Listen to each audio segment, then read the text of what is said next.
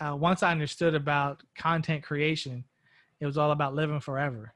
You can be immortal if you create things that people can consume. So long after I'm gone, people can still read what I wrote. People can listen to what I created. People can watch the video. Just like we consume people's products that are no longer here, they're still with us because they created something to leave behind for people to experience. So I want to leave as much behind for people to experience to let them know that I was here. Welcome to the Going North podcast, where you will be informed, encouraged, and empowered to embrace your dreams and advance in life through authorship. I'm your host, best-selling author of the book Stay the Course and certified leadership trainer, Don Brightman. Be sure to check out the goods and services from every guest, as well as the host himself, yours truly. Now let the fun begin.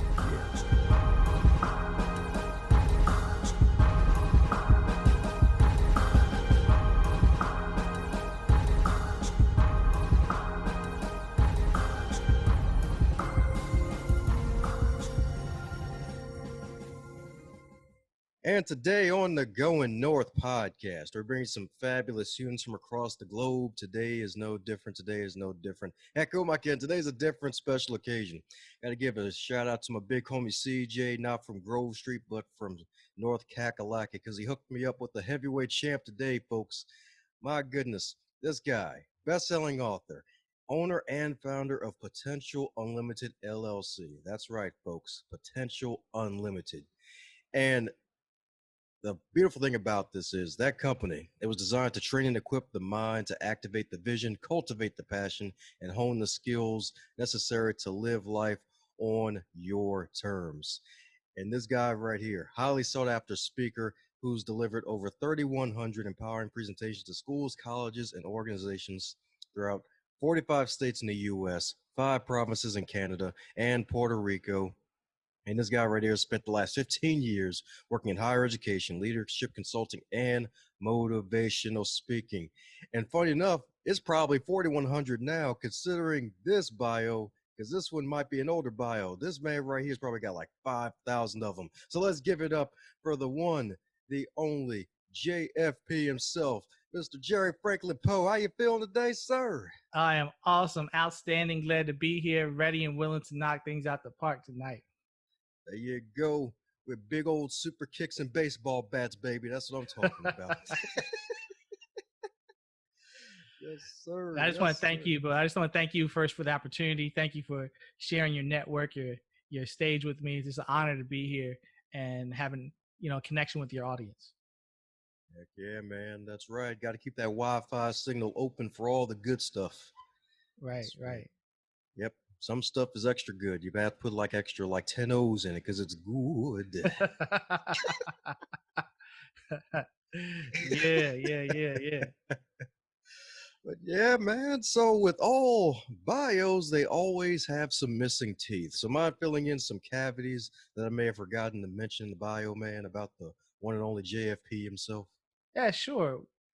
Well, number one, all that bio stuff is great, but my real profession is a husband and father. That's my real job. The other stuff is what I have to do to allow me to be home to do my real job. So I've been married now for 14 years. I have 2 daughters. One is going to high school. One is going to middle school. So no longer got the babies anymore. Now we're counting down the years. I'm telling them, you only got a few years left and you'll be off to college. It's like a whole new world. It went by fast, but it's a whole new world. So that's what I look at as my main role. My main job is to be their father to the daughters and the husband to the wife. The other stuff is just what I do to make money, the revenue generation. Grew up in a small town in Pennsylvania. Town I grew up in only had 2 stoplights. Classic. Yeah, man. But I was far enough away from the city, but still close enough, to do stuff. Philly was only like 50 minutes away, so I still got some of that city experience when I got a little bit older, could drive and get out there. But I've been fortunate enough to travel, see the country, see the world, that's opened up my perspective on life and on people. Because as much as folks try to say we're different, we're all unique, but there's a lot of similarities that connect us all. And when you get out of your area, your local area, and you go around and you see places, I've been fortunate to travel to different countries, different states, and to see there's so much we all have in common that connects us.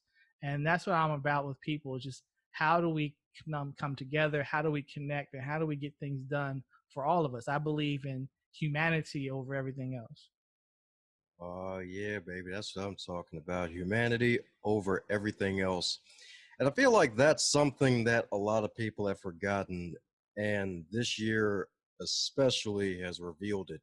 With everything that's going on, it's like we're supposed to value people, one another as a human being. And folks don't want to do that. It seems like folks are focused more on the dollar to try to make themselves holler as opposed to the fellow human being who's suffering and really just thinking about their health and safety first. And you, especially as a father and a husband, man, like that's your main job. So really, like what are your thoughts on stuff that's going on right now, and what's the best thing that we can do right now to keep ourselves mentally focused on the right thing of keeping people first? So there's two parts to that.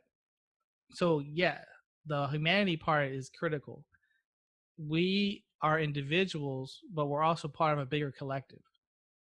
So what I do ultimately is going to have some connection to what happens in your life.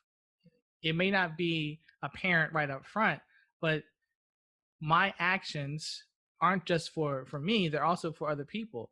So one of the things, and this was probably when I was really young, Star Trek. I used to watch the Star Trek movies, and Star Trek 2, the Wrath of Khan. Spock sacrificed himself for the good of the whole enterprise. And he's like, the needs of the many outweigh the needs of the few or the one. And that scene, I can watch that scene like every time that movie comes on. I'm like, look, I gotta just watch it till we get to the scene, because that's the moment. It was like, that was powerful to understand that we are all connected on some level. And what I do in my life, what I do within my business, what I do within my family, what I do within my community, what I do with the environment is going to have some connection. It's just not about me. It's not always about me. It's about we. And when and as a fan of, I should say, history, I was one of those kids that liked social studies in school. It was I was fascinated by understanding what people did and why they did it. Like, why were they doing this? Why were they doing that? So in the Constitution, it doesn't say I, it says we the people, right? It's about more than just myself. And you can go through a lot of different spiritual texts. So we talk about, from political perspective, the government was about we. Then if you go to spiritual, if you look at the Bible, it says love God, then love others the same way you would love yourself. So it's always about, when you look out for other people, you're also looking out for yourself. So that's the first thing I think about. Like, I don't look at race as we're different people, black, white, whatever. Even though we all have physical descriptions that are different, and we all have cultural connections. So I look at, there's different cultures, different tribes, but there's one race, is the human race. So that's why I always put humanity first. So that allows me to show empathy, even though I might not agree. Can we have some type of empathy, understanding, some level of connection? You might be on one side of the issue or my side of the issue, but there has to be something that we can agree upon from a human level, from a moral level, from an integrity level, right? And from a family perspective, so you flip it from who we are as a collective, but then from a family. So through all this chaos that's been going on with the pandemic that's happening around the world, and what I had to do is prioritize, like, what's the most important thing? Is it you making money? Is it your kids playing sports? Is it your kids going to school? No, the most important thing is your health. You got to be here, right? I could be flying around the country still doing talks, but those paychecks will go in the bank. But if that now takes me out, You know, like I can't do nothing with it, right? I can't do that with the greenbacks if I'm not here. If I'm on my back, right? If I'm on my back in the ground, I can't do nothing with the greenbacks. You know what I mean? There you So, go. so I had to look at the priority. So when I looked at what we were going to do for our family, as in terms of the decisions we were going to make, I first said, like, what are our priorities? And let's focus on the top priority, and everything else is secondary. So if health is a top priority, how do we keep ourselves well mentally, physically? How do we make sure that we're living our life in alignment with that priority, and then everything else has to match up to that? So I was talking to my daughters about this, about things being good but not good for you at the moment. Things can be good but not good for you at the moment. So when people set goals for themselves, aspirations, expectations for themselves, sometimes they include things into their life that is a distraction and a subtraction from where they really want to go. So you might say, okay, I want to lose weight, and you have a goal of so many pounds you want to lose, or I want to do better in my career. I want to get a promotion. I want to go out and get a new job. I want to get a degree in a new field. I want to get a master's or whatever, a postgraduate degree, whatever it might be. And that is your goal. But then as you go through life, right, the years, the months, the days, things are going to be presented to you. People are going to come to you with stuff that sounds good, is good, great opportunities. But when you match it up to where you want to go, it's actually a distraction from that journey. Mm-hmm. And what happens is people have a hard time saying no because, like, oh, this is a great opportunity. Yes, it is a great opportunity, but not the opportunity for you at this moment, that based on where you want to go, your priority. So when I look at our priority being health, then okay, if you're going to be in the band, right? So my daughter wants to do color guard. Well, you doing color guard and being outside, even though you're outside, but being with these other people practicing for 4 hours a day in the heat and whatever may not be the best option, even though that might be great. That's cool, but that might not be the great option, and it will be there later, right? So we're just making decisions like, okay, yes, I might want to go out to this restaurant, but that food's not going. Like, so that's how I look at stuff. I'm not eager to jump back on a plane or eager to go to a hotel or eager to do all the stuff that I would normally do because it's not in alignment with what I said the priority was.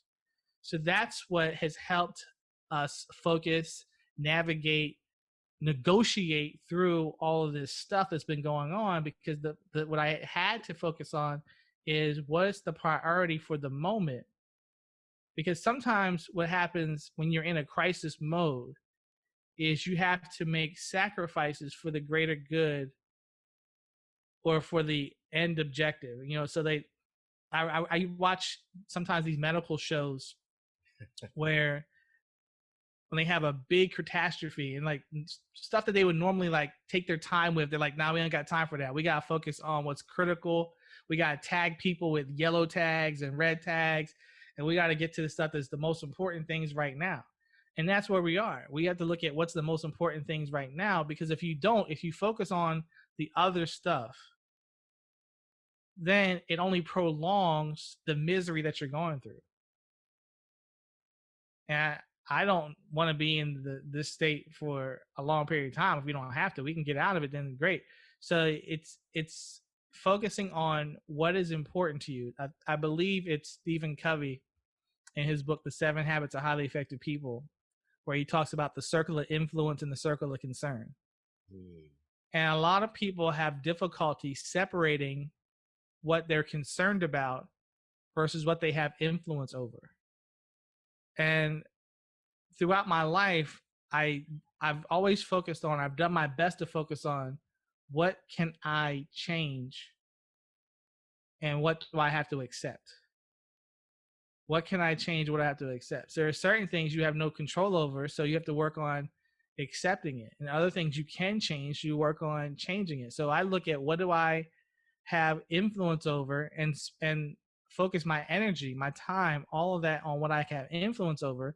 And the rest of the stuff that I'm concerned about yeah, it's going to be whatever it's going to be. But the more I focus on that, the weaker I feel, because I don't have any control over it. So when you don't have control over stuff, it makes you feel bad. It makes you feel weak. It makes you feel like your life is going out of control. Versus if you change your perspective and focus on what you do have control over, what you do have influence over, then you start to feel the power back in your life again, because now you are the captain of your ship. So that's what's helped us, is that number one, from the racial thing, the social injustice, understanding humanity. Right. Then from the pandemic, understanding our priorities. So the humanity and the priorities is what we've been using to negotiate through all this stuff. That's a good way to describe it. The stuff that's been happening. Oh yeah, oh yeah. It's like a patchwork quilt, a melting pot, like everything all together, like rainbows and unicorns and a horseshoe that's really an upside down horseshoe and a Yeah, freaking 7-leaf clover. I it's one of those things, like, being 43 now. It's 2020, and I've never seen anything like this. I've never in my wildest dreams could envision, like, there's none of the scenarios that I nightmares, whatever. Like, man, this is something out of a movie. Mm-hmm. It's almost as if all the things that I thought were ridiculous when I would see them in movies, like, man, that would never happen. It's happening. Like, when you'd be like, why did that person open that door? Why did they go in? Why did they go in that room? Why did they go outside? Like, why are they investigating that? And it's like, man, that stuff wasn't that far fetched. Like, this, based on what I'm seeing from the world, it's like some of the stuff that I thought was fiction wasn't as much fiction as I thought it was. These are the decisions that people make that sometimes lead them to consequences that they weren't prepared for. Definitely can say that again because it's so darn true. Because, like what you mentioned with the fiction, like as soon as you said this, like it just hit me in the head. Like, you know what? That fiction ain't so far off. It's really nonfiction in disguise, and something that we really need to fix really from the beginning. Like, hey, like making sure you have the right priority in the moment. Because I feel like that's something that a lot of folks don't really get, is the fact that from moment to moment there's a different priority. There's not really priorities, it's really the priority. Yeah, what you did before this crisis is an indication of how you're going to act in the crisis. Right? So a lot of people weren't strategic in their lives normally. Mm-hmm. So now it's like when it's crunch time. So there's a scripture that says, out of the abundance of the heart the mouth speaketh. Oh yeah. And what I like to think of it is like fruit, right? So if you squeeze an orange, you're going to get orange juice. If you squeeze an apple, you're going to get apple. Some people thought they were apples, but they were really oranges. And now when they started to get squeezed, the pressure is on. They're getting stuff out of them that they didn't expect to see. It's because you have to be quick at decision making. You have to be quick at compartmentalizing. You have to be quick. So it's almost like the training. You think about, I used to teach a course on dealing with difficult people. And one of the things that we would talk about is that people spend more time planning a 2-week vacation than they do their life. So Yep. how does that tie into where we are now? Well, if you weren't planning your life, if you weren't thinking about your decisions, your choices, and you were just haphazardly going through stuff and taking it as it came and whatever, then when somebody throws a curveball like this, it messes up your whole game. And now you're looking at something or someone else to say, well, what do I do now? Like, how do I get out of this now? Because you're not used to quickly making decisions, quickly having to switch up or adapt to stuff a lot. And as adults, I'll speak for myself, we are resistant to change, or we don't like things to change. And what's happening here, when you think about this pandemic and you have a new virus, from a scientific perspective, they don't have all the answers. So with science, things change all the time. You think about technology, how quickly technology changes, right? You go out and get a phone today, tomorrow that phone is outdated. Mm-hmm. Right? So if technology changes that fast, then how do you think that research they did in January or February or March would be the same type of answers in August? It's not, because they're learning more as they get more data. As more, unfortunately, as more negative things happen, it allows them to get more information on how to combat the negativity, right? So when I say negativity, of course, we know, uh, I shouldn't say of course, but that's the body count, right? As more people are transitioning, that gives them more information. As more people get the disease, that gives them more information, and then they can start making better choices or do the research change. And that's just how science works. It's like, you know, it takes me back to science class when you had the science fair to do a project. You had a hypothesis and then you had to prove it, right? So you had to go through a whole process. The scientific method was you had to go through all these experiments to prove it. Well, they had ideas, but they didn't know if all their ideas were working, because they were just saying, okay, this is what we think is happening right now based on what we know. And as you know more, things change. That's what happens with technology. As you know more, things change. That's what happens with science and health, is things change. So as human beings, we don't like that. We're like, yo, just tell me what it is, and let's just keep it the same and not change it. Don't upgrade. You know, like recently, I've seen people complaining that Facebook is doing an upgrade. Like, don't change my screen. Like, don't change my buttons. Don't change my buttons. My button was over here. Why'd you move my buttons? And we don't like that. And now with this year has been multiple changes happen simultaneously. Rapid changes happen simultaneously. And your mental makeup, right? So your mindset is going to determine how you handle those things, because how you think determines how you feel, and how you feel determines how you act.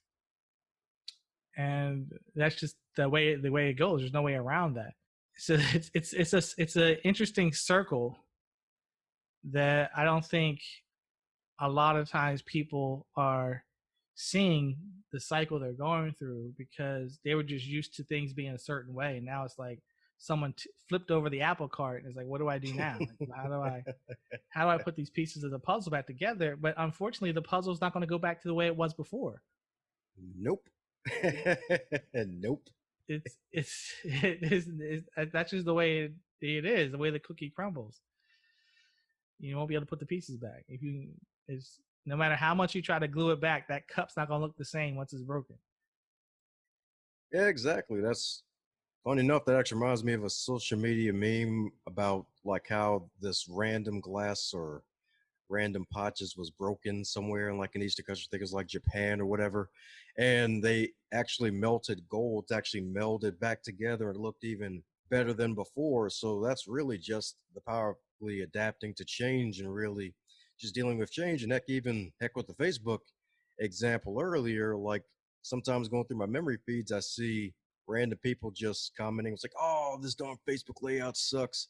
And it's like they complain at first, but after a week or two, people are just going to not give up. Kind of like that whole care emoji that they added, and they were messing around with it, using it for memes for a week, and then everybody just stopped complaining about it and just got on with their lives because they're so darn addicted to it that the change, they just forgot about it. And I feel like that's really sometimes what we just have to do is just really take that step forward and just realize, just get over the sucky part. And then after you get over the stuff that feels bad, we'll be all right for the most part, depending on the change you make. Yeah, it would be helpful if Mark Zuckerberg was listening to you. That too.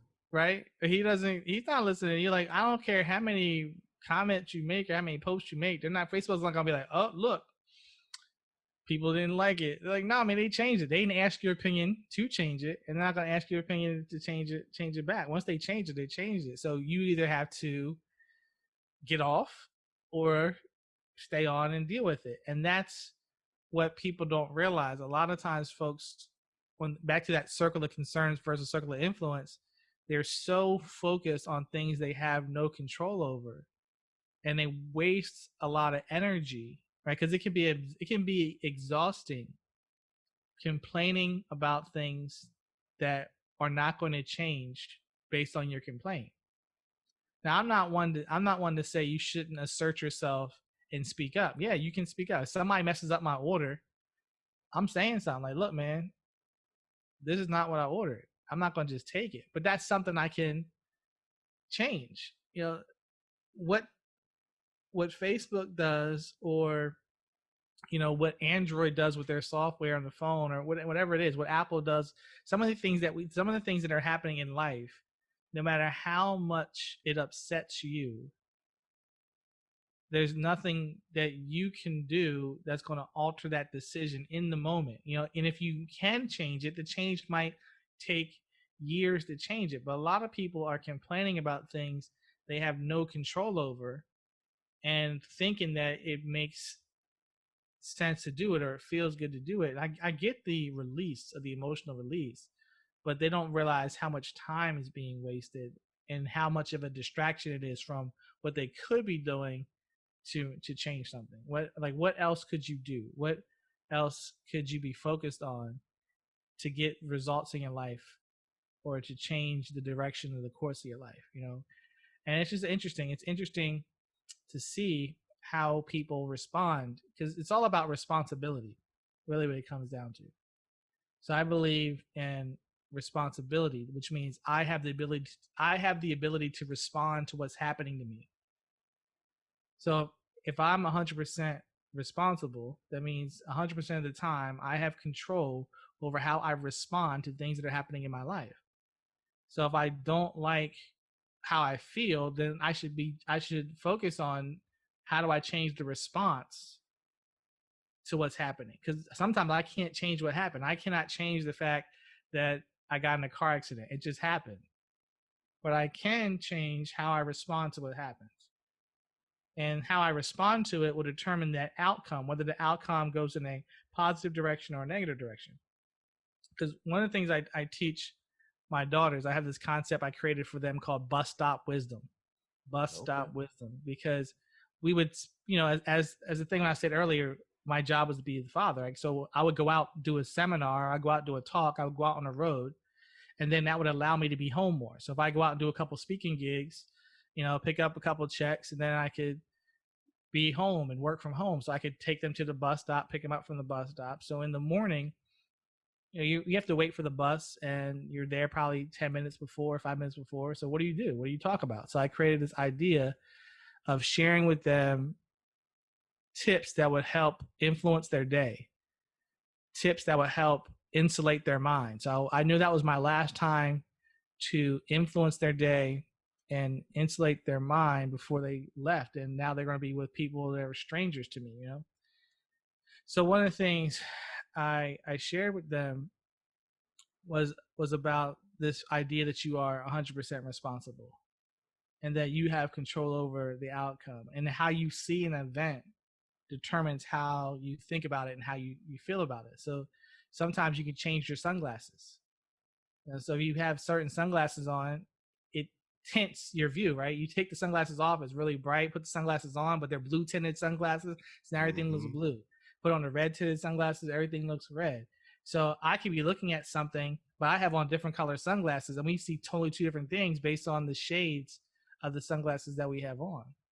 And that's how life works. You can change the shades that you're wearing and see things from a totally different perspective, because your perception shapes your reality. Oh, yeah, that's right. It's so darn true. And heck, even watching a bunch of marketers live and in person, and especially when they go deeper into their trainings, you realize, you know what, that is so darn true. Because that actually became real for me last year, watching this marketer in action. I'm like, oh, okay, all right.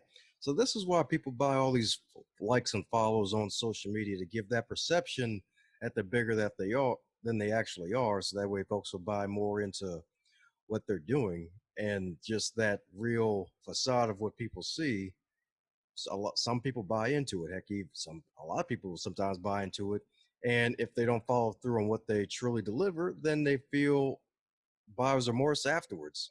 Right. And as good as you're giving your daughters that bus stop wisdom, like whatever it may be, and I'm sure it's probably been 999 different tips at this point, maybe even thousands at this point, and just really help them to realize, like, hey, just watch out for the different things that could really get you nowadays, whether it's a trap hole, a bear trap, or one of those random trees that'll smack you and keep you hung up by the foot.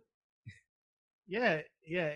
It's there are certain laws that govern human behavior. So one of them is called social proof, Mm-hmm. which is if a lot of people are doing it, it must be good, right? So if I have a bunch of people liked it, then there must be something to this. If a bunch of people are going to it, and you see it in terms of, so in terms of marketing, right? So you think about commercials. You'll see a commercial for a Ford truck, number one selling truck in America. Well, based on who? They just say it, right? They just say it. They say it's the number one selling truck in America. Like they don't say it. Never says, well, who said that, where it was documented, where they got. It's like, so people say stuff, and if you and most people hear it, and if you're like, well, they said it on the commercial, so it must be true. But it goes back to something that we see in sports with Muhammad Ali. Muhammad Ali said he was the greatest before he even won the championship. And that was good marketing. You just keep saying it. If you say it long enough, people, well, he must be the greatest because he said he was. Because nobody would say they're the greatest if they weren't, right? So eventually, after you say it, at some point you have to back up, right? You talk about you have to deliver on the things that you say. So if he never won anything, of course, then we would never see him as the greatest. But the fact that he said it first, then he went out and actually did it, then it was like there was an alignment. So now people see him as the greatest. Like they see him as the greatest boxer of all time. And we're in and now I'm not taking anything away from Muhammad Ali at all. But if you actually sat down and looked at statistics and wins and losses and with all that, then you might see on paper that he wasn't the greatest, or you might find out that he was. But we don't look at that. We just look at what we heard, what we saw, and no one's really pulling out all the numbers. Most people who talk about Muhammad Ali aren't pulling out his record to see what his Mm-hmm. wins and losses were. They say, Yep. well, he was the greatest. He was the greatest. Well, we say that because he said it about himself first. And that's so critical. You think about what we're dealing with right now. A lot of people are allowing external forces to shape how they think and how they feel, rather than taking the time to use this quiet time. That was something I was so surprised by during this whole crisis, is the amount of quiet time, the Mm-hmm. amount of reflection time. It was like, man, it's like I'm not traveling, so I'm home, and I'm like, man, it's like it's different. It's just different to like this. It was stillness. Like there's a lot of stillness. Everybody's home. Kids aren't going to school. It's just this different. So it created this time. It's like, you could really think and reflect on, and if you wanted to, now it's not for everybody, right? Everybody doesn't want to think and reflect. But if you sit and you think and reflect and you ask yourself, well, what is important to me? Not what's important to everybody, but what's important to me. Because when we talked about the humanity part, the first thing you have to know is what you stand for, what's important to you. I don't know if I'm making the best decisions for us if I don't even know what decisions I need to make for me. So part of that is understanding what is important to you. What is your priority? I mean, what is your purpose? What is it that you're here to do? What is it that you get enjoyment out of life? When I thought of, I was sitting, it was just weird because I would get these thoughts sometimes early in the morning, and I was thinking to myself that we need to redefine success, because what we have focused on was easily taken away. Like for a lot of us, and I'll include myself in this, is we were chasing things that people told us would have us be or feel successful, right? Career, Yep. cars, houses, whatever. Now all of a sudden, the company that you're working for gets shut down, you get furloughed or you get let go, and it's like, what do you have left? What is so it's like, well, how are you defining yourself by what you do? Are you defining yourself? Are you defining yourself by who you are? Like, what is it that we are defining ourselves by? And in terms of like success and redefining it, is people keep saying like our kids are missing out. What are they missing out on? They're missing out based on how you define success. So if you changed your definition of success, it will change how you see what you're experiencing, because success may not be what you thought it was, because if it was what you thought it was and that can be taken away instantly, then you're going to feel messed up, because like, man, I thought I was successful, but now I'm not, because the things that define me as successful, I don't have anymore.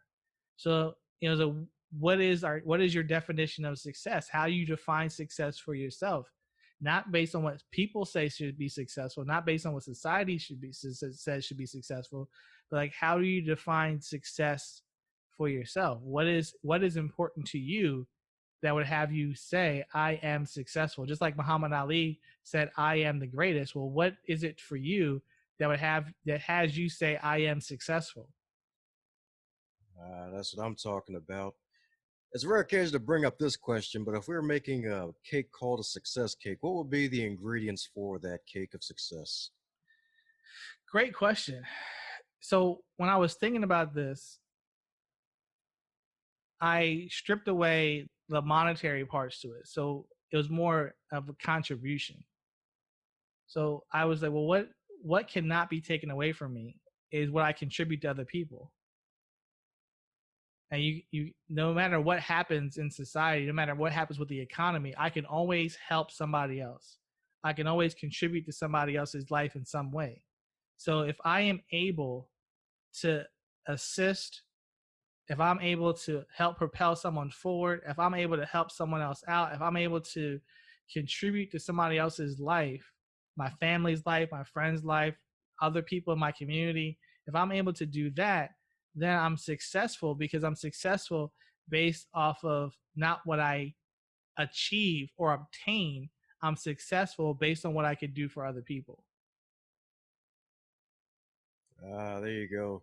So success for Jerry is how much he can help other people. Contribution. There we go. So contribution. Baby. Yeah, your contribution can never be taken away from you.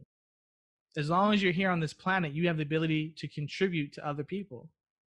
Contribution is the gift that God gave you with your life. Contribution is the purpose that he deposited in you, the talent, the gift, your specialty, your uniqueness. That's your contribution to the world. And no one can take that away. No one can take away your contribution. They could take away your car. They could take away your house. They could take away your title. They could take away your money. They could take away, anything that's physical, all that stuff. They can take it away, but no one can ever take away your contribution. That's what I'm talking about, baby. Yes, indeed. Yes, indeed. That's right. Like, I don't know if that sounds esoteric. I don't know if that's esoteric, but it's just like as things had slowed down, it's like, those moments of stillness. It's like, this is the things that just be coming to my head. Like, man, like, wow, just like, what does it all mean? Like, what's important to you? That's crazy. It's crazy. Yeah, ain't nothing wrong with crazy as long as it's the good kind of crazy. Yeah, something positive comes out of it. Yeah. It's crazy how we are missing things because the volume is turned up too high. That's a good way to say it. Yep. It's crazy how we missed up because the volume, and when I say the volume's turned up too high, it means the things that are going on in our lives are causing us to miss the messages that God's trying to send us. So, we're so busy. Like, so now it's like I wasn't as busy. I had more, time where it was not in an airport. For those who travel a lot, traveling is a lot of hurry up and wait. That you rush to get to the airport to sit at a gate, but you had to get through security by a certain time. It's like you have to check in at a certain time. It's a bunch of hurry up and wait, and then you got delays. But it's always stuff, and it's not really, even if you're sitting at the airport, it's always crowded. There's people all around you. There's not stillness. There's not time for you to be quiet and listen and be still. And when you have those abilities to, some people call it meditation. When you have those times, you'll start to hear things, see things, feel things that you were missing out on because the volume was turned up in your life. The volume was up so loud. Oh yeah. That's what I'm talking about right there. That's right. Got to turn down the noise, folks. Got to turn down the noise. Heck, even sometimes it may not even be by choice, and this COVID's Yeah, been this proof is of not. that. It wasn't by. That's right. It wasn't by choice. And that's the funny thing. Like sometimes things happen that you have no control over, but they were for your best interest. Now, I'm not saying for those who are hearing it, like, oh man, all this chaos. I'm not saying that I am happy that people are passed away. No, I'm not saying that. All this stuff has so much sadness and tragedy around it. All I'm saying is that in the midst of the worst situations, we can, if we choose to, look to see what good can we get out of this. Why did this happen, and how do we make something out of it? If it had to happen, if it did happen, how do we make something out of it to move forward and come out better on the other side? How do you come out better on the other side of what you went through? Yeah, that's right. That's right. Got to come out on the other side better. That's right. Got to come out on the other side better and not butter. That's right. That's what I'm Right. talking about right there.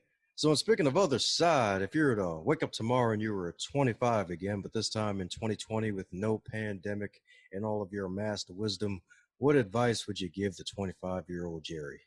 It's 25, 2020, no pandemic. One thing I would do is invest more. Have your money work for you more than you work for your money. So at 20, going back at 25, I was spending money more than I was saving money because 25-year-olds like to go out. So I would be thinking now, with all the, if I can go back, it's like, yeah, if you take all those weekends where you dropped the $100 to go out to eat and go to the club and do whatever it was, $100 a weekend, that's $400 a month. What could that have done in terms of buying stock in a company that now the shares, like Amazon, Google, things of that nature? Look at studying financial literacy and how you can start to set yourself up for making temporary sacrifices now, so you can use that compound interest in your benefit in the future. And unfortunately, certain communities within the United States aren't taught about financial literacy. They're not taught about compound interest. They're not taught about how to get their money to work for them. So, if I can go back now, I'd be like, man, I would have gotten to the market a lot earlier. I would have said, stay home more. You know what I mean? Like, you're not missing out on anything. You stay at home more. That way you can do more later with more checks, more ducats than you can now. You know what I mean?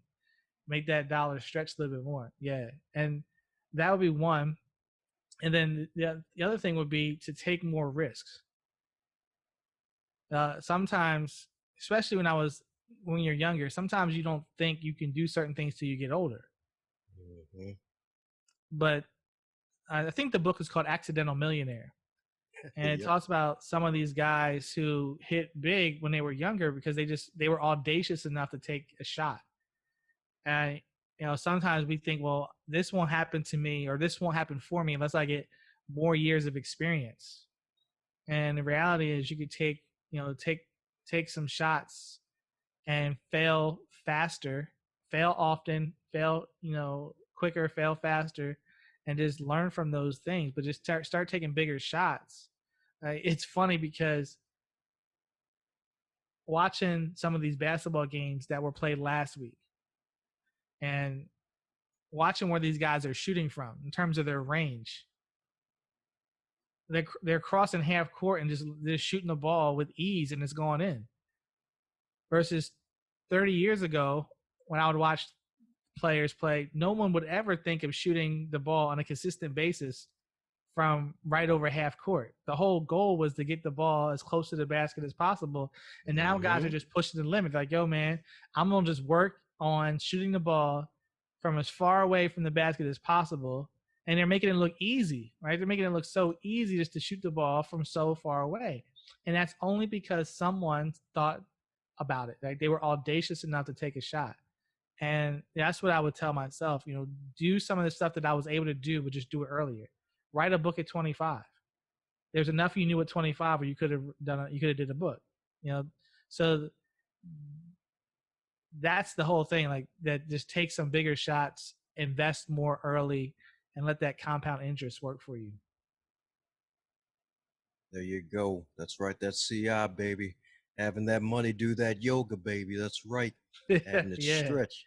have it stretch out. Yeah, Yes, indeed. That's right. Like Luffy and Mr. Fantastic, all the stretching. That's what I'm talking about. yeah. The downward dog and all those poses, right? All those poses they do. Heck yeah. Heck, have the money do the cacaw, do the crow pose. In Yeah, this case, the pole pose. yeah. Yeah, man. It's interesting the choices that we make with our money. And I'm not saying I'm the best now. I'm not saying that at all. I'm not saying, man, I'm a wizard. Nah, it's all learning. You just don't think about how much money you spend in your daily activities that could have been used in other purposes. Mm-hmm. I think they call it the E versus E. So how much you invest in entertainment versus how much you invest in education. Yeah, man. That's right. That E versus E. That's right. Educate yourself for the good of the people. That's right. Especially yourself. Yeah, That's right. right. Yes, indeed. The good E. Well, anyway, speaking of magical activities and ease, what's the best way, folks, to reach out to the good JP himself if they All want right. to cop some of his stuff? Oh, awesome. I'm on all the social media platforms, whether it be Facebook, Instagram, Twitter, LinkedIn, at Jerry Poe. So that's at JERRYPOE. You can always go to jerrypoe.com. It's real easy, jerrypoe.com to find me there. But on any social media platform, follow me, reach out to me, connect with me. For those listening, I'm easy to find. Just at Jerry Poe, pretty much everywhere. Yeah, that's right. Who needs Edgar Allan, baby? It's about Jerry Franklin. That's what I'm talking about. Yeah, that's right. Yeah, and not left either. So going out there, head over to the site, pick up both of his books. Probably is his third book on the way, isn't there? Yeah, there's a couple more coming out. The thing is, once I understood about content creation, it was all about living forever. Mm. You can be immortal if you create things that people can consume. So long after I'm gone, people can still read what I wrote. People can listen to what I created. People can watch the video. Just like we consume people's products that are no longer here, they're still with us because they created something to leave behind for people to experience. So I want to leave as much behind for people to experience to let them know that I was here. Like I don't want to just disappear and be vapor, just let them know that you're here. Yeah, so they, it's really, if they go to jerrypoebooks.com, it's real easy. jerrypoebooks.com. Real simple. You'll see the books there. Sweet. Well, there you have it, folks. Pick up his books and book them for your next event, folks. Book them. That's right. Book them for the next century, y'all. Heck, the next millennium if you have to. My man gonna be like 150 years old, be like, yo, youngsters better get this message. Y'all Yeah. just saw me at 43. I was walking around like I was 3. It was good times indeed. But I'm Man. training up the next generation too. So I'm training the young ladies to speak. I'm breaking the fear before it even is created, because a lot of folks are a fear of public speaking. So I'm normalizing public speaking now, so it won't ever be a hurdle for them. So like, you have a voice, let it be heard. So yeah, if you don't catch me, you might be catching one of my daughters sometime in the future. The next generation. That's right. Because the fempreneurs are killing it, baby. They're killing it. Oh yeah, That's right. yeah, man. Yeah. All about empowering the ladies, empowering that next generation. Yeah. As Kobe would say, I'm a girl dad. Yeah, I'm a girl dad. There you go. That's right. So, any parting words from the girl dad before I stop recording, my man? Yeah. Number one, man, I want to again thank you for being here and all the folks that are listening. Just reflect back on what's happening in your life right now. Like whatever you're experiencing, whatever you're going through. I saw a quote today. It says, "Don't lose hope because whatever this storm is, eventually the storm will disappear and you'll still be left standing." So just focus on what you can control. Focus on what you have influence over. Focus on the things that you can change, and let everything else take care of itself. How's it going, my friend? I'm glad you made it to the end. That shows that you really enjoyed what you heard and you are an uncommon finisher. Thanks for giving this show a listen. If you really want to help out the show, be sure to subscribe, leave a review, and share this with someone that you care about or someone that needs to hear this message because we want to spread this podcast around like butter on bread if that's your type of thing. And if it's not your type of thing, still spread it around anyway because good stuff needs to be shared with good people like yourself.